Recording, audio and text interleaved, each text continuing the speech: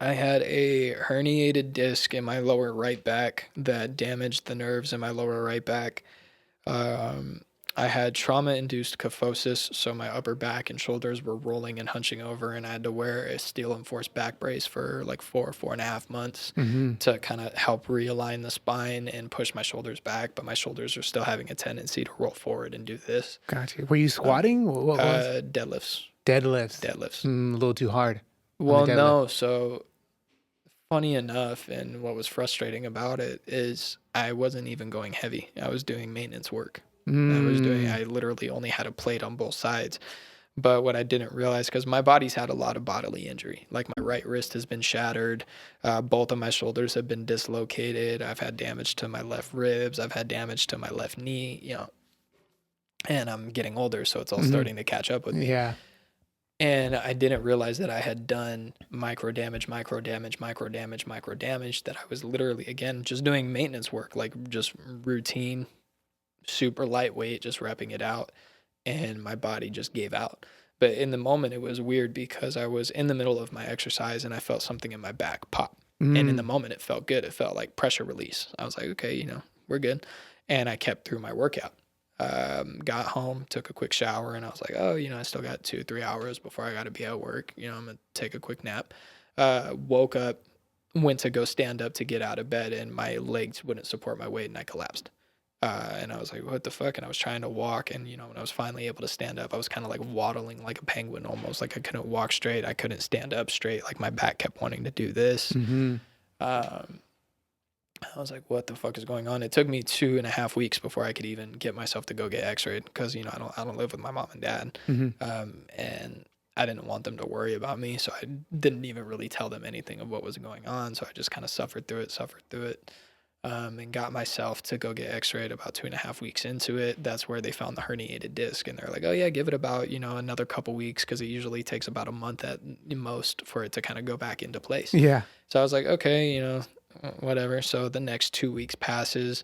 I go get x-rayed and they say, okay, the herniated disc went back into place. You have a little bit of damage, but, you should be okay. And I'm like, no, I'm still in a lot of pain. And I had a limp and my shoulders were still kind of hunching a little bit. So that's when they moved up because they didn't x-ray my whole back at the point. They just x-rayed where I felt the most pain because that's all I felt. And once that pain started alleviating, I started feeling the pain from everywhere. Started feeling the pain for everywhere else. So the second round of x-rays, they go to my shoulders and the back of my neck. And that's where they found the trauma-induced kyphosis, and they found signs of called unconvertible hypertrophy, and they found it in the C4-5 and C5-6 vertebrae behind my neck. And it turns out that that's just degenerative, and it got passed down from my mom's side of the family. Okay. So the cartilage is wiping, and I'm starting to feel the bones starting to grate, and that's what's causing the discomfort. That's why I'm constantly trying to do this to kind of relieve that pressure. Yeah. And they said that that's just as I start to get older, because I'm too young, they refuse surgery because the only thing that they could really do is go in and try to put spacers in between the vertebrae. But they're like, you being 28, no. No. Yeah, they're like, maybe when you get older, so I just kind of have to deal with that for the time being. Gotcha. Have you considered like yoga or Pilates to help? Not Pilates. I do a lot of physical therapy. I do a lot Okay. of stretches. I have put on a little bit of weight since the injury. That's been kind of it's been hard. Just physical image wise, and Yeah. my own mental. Because before the injury, and not to brag, but I was in such damn good shape, dude. Yeah. Like I took such great care of myself. I wasn't drinking. I paid attention to what I was eating. I think I weighed in. I was like 197 pounds with 12% body fat. Gotcha. At what height? My ID says 6 foot. I'm like Okay. 5. I'm like 5'10". Okay. Yeah, like Okay. 5'10". 6 feet. He's 6 feet on camera. Yeah. Gotcha. Yeah, I'm like 5'10". But yeah, so I was 197 with 12% body fat. And, my arms were just huge and jacked. My back and my chest were just, out. And then I went through the injury, and I was on 90% bed rest for like 5 months. And it was on the 6th month where, they finally allowed me to, because I was seeing a chiropractor, but for the first 4 or 5 months, it was mainly just like they would do slight little adjustments and electrotherapy. Slight little adjustments and electrotherapy because they said that the injury was too fresh. And then on the 6th month, they gave me my first, like, they didn't do the full body. They just did the neck and the upper back and said that we would move to the lower back when they felt a little more comfortable, but they readjusted that and it helped. And I was able to walk, straight for the first time. Yeah. But I still had a limp and it was messing with my sciatic nerve. Um, Fast forward, I finally go back to work, and because the injury happened in May, I didn't go back to work until October. May of Uh, 2024? yeah, last year. Okay. Yeah. So this is still very fresh. Like I'm Yeah. still Not even a dealing with year. I'm still dealing with the consequences Yeah. of it. Um, so yeah, May last year,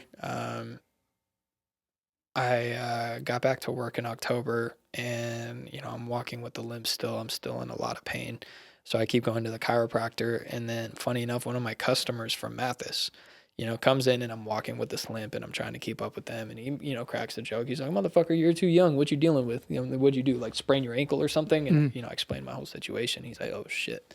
I was like, "Yeah." He's like, "That sucks. Like you were too young to deal with that." I was like, "Preaching to the choir here, dude." Like, Hello. yeah. And it turns out that he is involved in the chiropractic business and Mm-hmm. had a connection for a different chiropractor here in Ontario. And the one I was going to was in um, it's like one of the cities centering LA, like Montebello Yeah. or Yeah. Monterey Park. That's what it was. Okay. Monterey Park. That's the chiropractor I was going to. He was in that area, and then my customer got me to a chiropractor here in Ontario, and that chiropractor literally reset everything. He went boom, boom, boom, boom, boom, boom, boom, boom, Nice. and I was like, wait, wait, wait, wait, wait. My other chiropractor said, my body's not ready for X, Y, and Z, and he goes, they just wanted you to keep going. Pay me the money. Got you. And Medicine's the dirty game well, out no, here. the hardest thing is I can't even open a lawsuit because that's a very fine line between, hey, like his body wasn't ready versus, oh, his body may have been ready now, and I can't disprove that. You know what I Yeah. mean? Are you the So professional? Yeah. exactly. Mm-hmm. But yeah, so the chiropractor reset everything, and I've been able to walk without a limp for the first time. That just happened. I just got rid of the limp in December Wow. of last year. Okay.